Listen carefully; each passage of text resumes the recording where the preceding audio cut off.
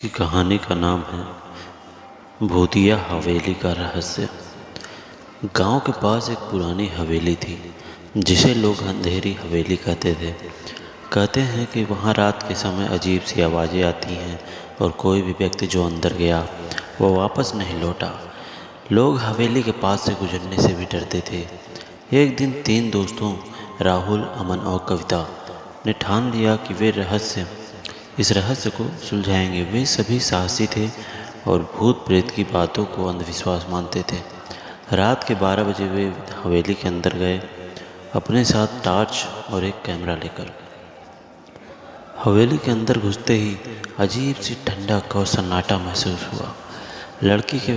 लकड़ी के फर्श पर उनके कदमों की आवाज़ गूंज रही थी। हवेली के कमरे बड़े और अंधेरे थे। दीवारों पर पुराने चित्र लगे थे जिनमें लोगों की आंखें ऐसा लगता था जैसे उन्हें ही देख रही हों। जैसे ही वे ऊपर की मंजिल पर पहुंचे, दरवाज़ा अचानक खुद ही बंद हो गया।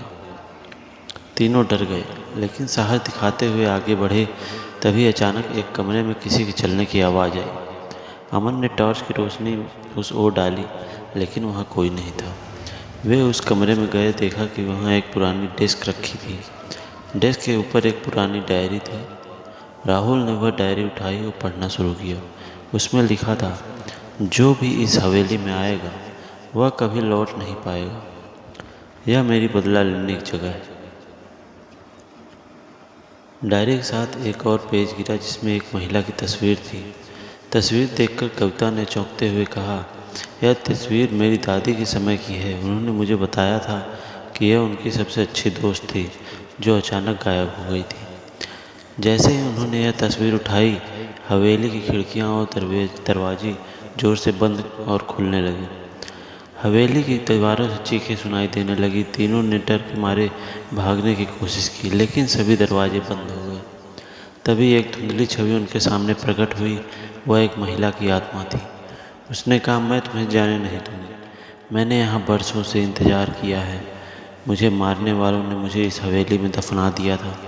अब कोई भी यहाँ आएगा तो उसे मेरे दर्द का हिस्सा बनना होगा। राहुल ने डरते डरते पूछे, तुम्हें क्या चाहिए? हम यहाँ तुम्हारी मदद करने आए हैं। आत्मा ने कहा, मुझे शांति चाहिए। मुझे इस घर से मुक्त करो। मेरे हत्यारों को सजा दिलाओ।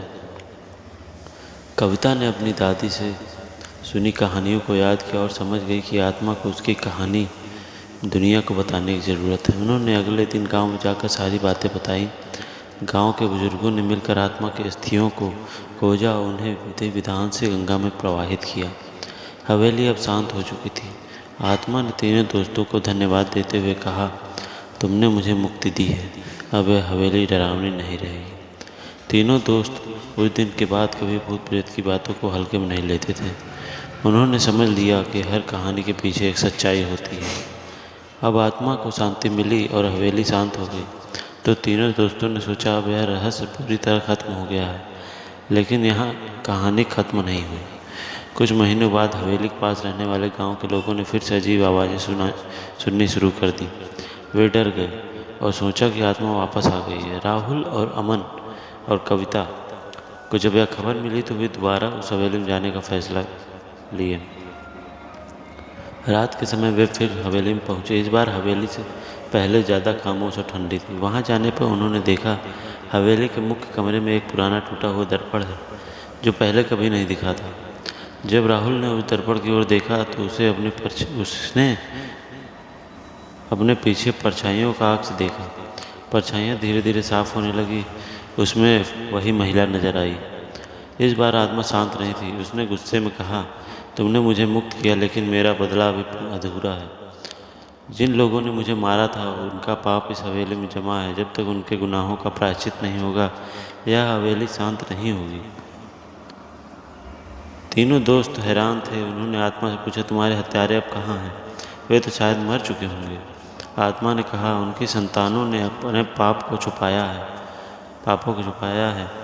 यह परिवार अब भी गांव में रहता है। जब तक वे अपने अपराधों को स्वीकार नहीं करेंगे मैं मुक्त नहीं हो सकती।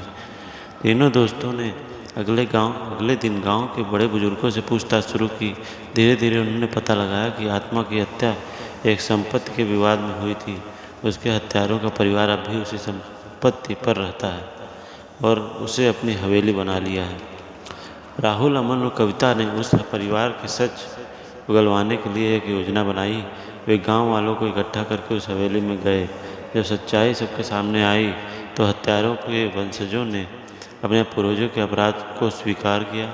उन्होंने आत्मा से माफ़ी मांगी और वादा किया कि वे उस संपत्ति का हिस्सा गरीबों और ज़रूरतमंदों के लिए दान करेंगे। उस रात आत्मा ने हवेली में फिर से प्रकट होकर तीनों दोस्तों का धन्यवाद किया। उसने कहा, अब मेरा बदला पूरा हो चुका है, अब मैं सदा के लिए मुक्त हो रही हूँ। तुमने जो किया है उसके लिए मैं सदा तुम्हारी आभारी रहूँगी। इसके बाद हवेली हमेशा के लिए शांत हो गई। गांव के लोग अब निडर होकर हवेली के पास रहने लगे। राहुल, अमन और कविता ने महसूस किया कि सच और न्याय की ताकत सबसे बड़ी होती है। इससे सीख ये मिलती है कि सच कभी छुपाया नहीं जा सकता। न्याय देर से ही सही, लेकिन हमेशा अपने सही अंजाम तक पहुंचता है। आज की कहानी बस इतना ही। मिलेंगे अगली वीडियो में। धन्यवाद।